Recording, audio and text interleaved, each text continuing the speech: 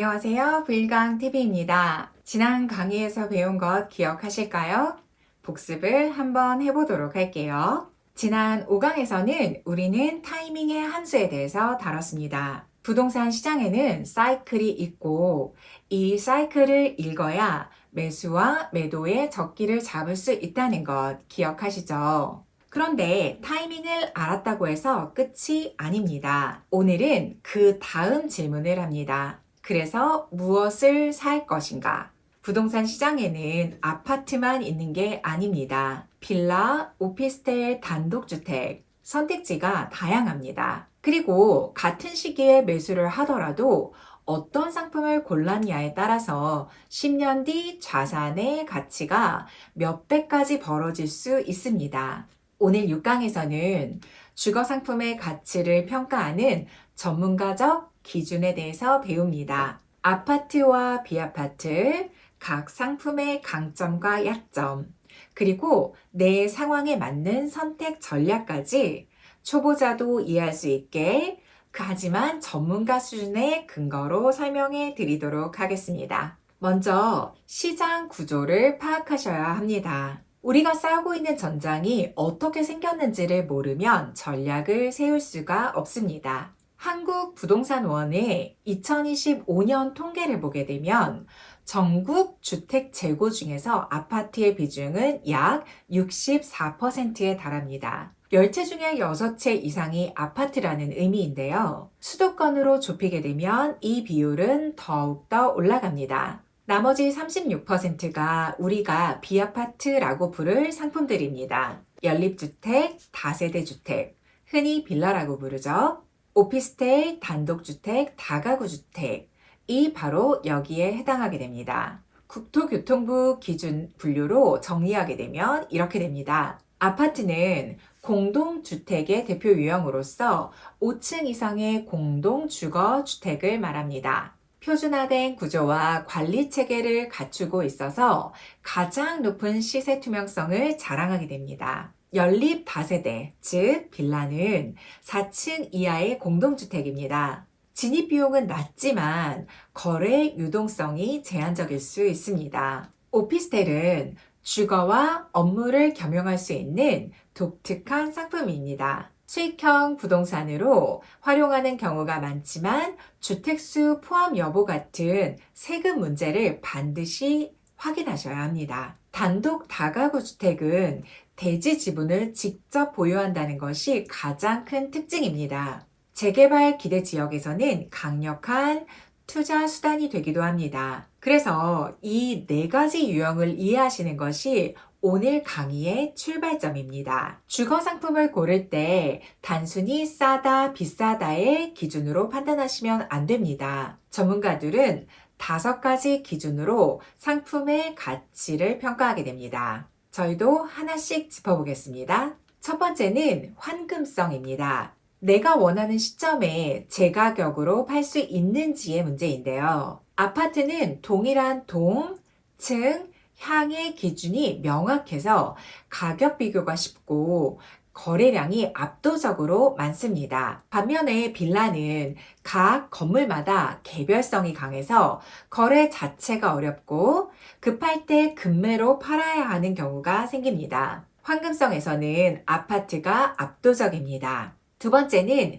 가격 상승 잠재력입니다. 한국부동산원 통계를 보게 되면 2015년부터 2024년까지 10년간 수도권 아파트 가격 상승은 약 2.3배에 달했습니다. 반면에 같은 기간 수도권 연립 다세대는 약 1.6배 상승했습니다. 같은 입지, 같은 기간이라도 상품에 따라서 이 정도 차이가 날 수 있습니다. 세 번째는 관리의 편의성인데요. 아파트는 관리사무소가 모든 시설들을 일괄 관리하게 됩니다. 비아파트는 개별 수성과 관리를 직접 해야 하고 건물이 노후화될수록 이 부담이 커지게 됩니다. 네 번째는 담보 가치인데요. 금융기관이 대출을 할 때 담보 가치를 산정하게 됩니다. 아파트는 실거래가 시스템이 투명해서 LTV를 최대로 적용하기에 유리합니다. 하지만 B아파트는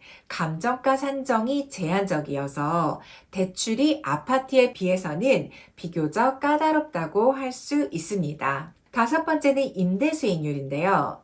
이 항목에서는 B아파트, 특히 오피스텔이 앞섭니다. KB부동산과 한국부동산원의 2025년 1분기 자료에 따르게 되면 수도권 오피스텔의 평균 임대 수익률이 4에서 5%대, 아파트는 2에서 3%대에 웃돕니다. 수익형 부동산을 원하신다면 이 차이를 주목하셔야 합니다. 이 다섯 가지 기준을 머릿속에 새겨두세요.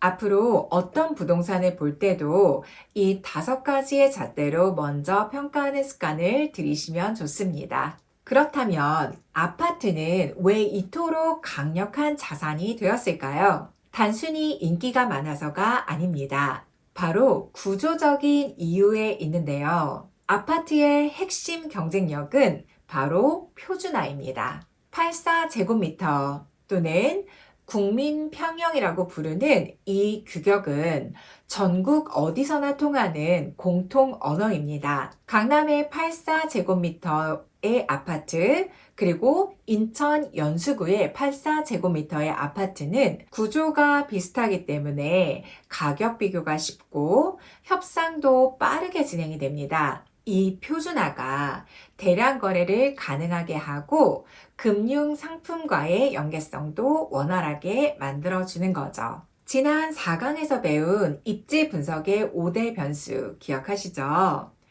교통, 학군, 상권, 자연환경, 직주 근접.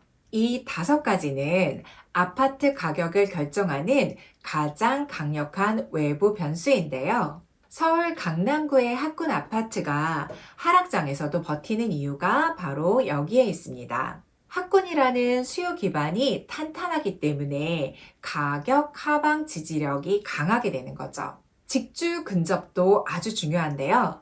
강남, 여의도, 판교. 이 세 곳은 대한민국의 최대 일자리 밀집 지역입니다. 이 세 곳에서 30분 안에 출근할 수 있는 아파트는 항상 수요가 쏟아지게 됩니다. 단지 자체 요인도 결코 무시할 수가 없습니다. 첫 번째 단지 규모를 보면요. 일반적으로 500세대 이상 대단지를 선호하게 되는데 커뮤니티 시설이 풍부하고 관리비가 낮으며 거래량도 많아서 환금성이 아주 좋습니다. 둘째는 브랜드인데요. 레미안, 힐스테이트, 자이. 1군 브랜드 아파트에는 수천만 원의 프리미엄이 붙게 됩니다. 이 프리미엄이 하락장에서도 낙폭을 줄이는 완충 역할을 하게 됩니다. 세 번째는 연식과 향 그리고 층입니다. 남향, 로얄층, 그리고 15년 이내의 준공. 이 세 가지 조건을 갖춘 매물은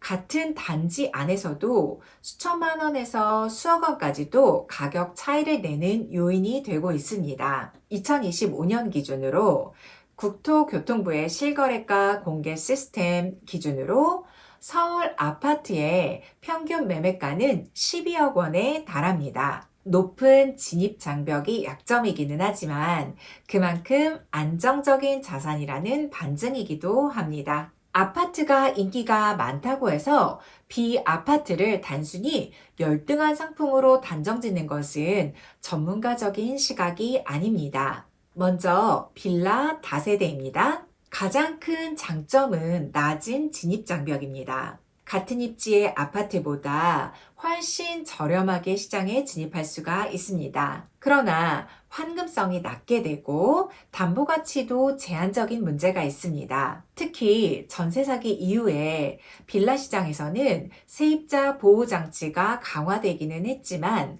동시에 임대 수요도 줄었습니다. 지금 빌라를 선택하신다면 재개발 예정 구역 인지를 먼저 확인하시고 정비 사업이 예정된 지역의 빌라에서는 토지 보상을 통해서 상당한 수익을 기대할 수가 있습니다. 다음은 오피스텔인데요.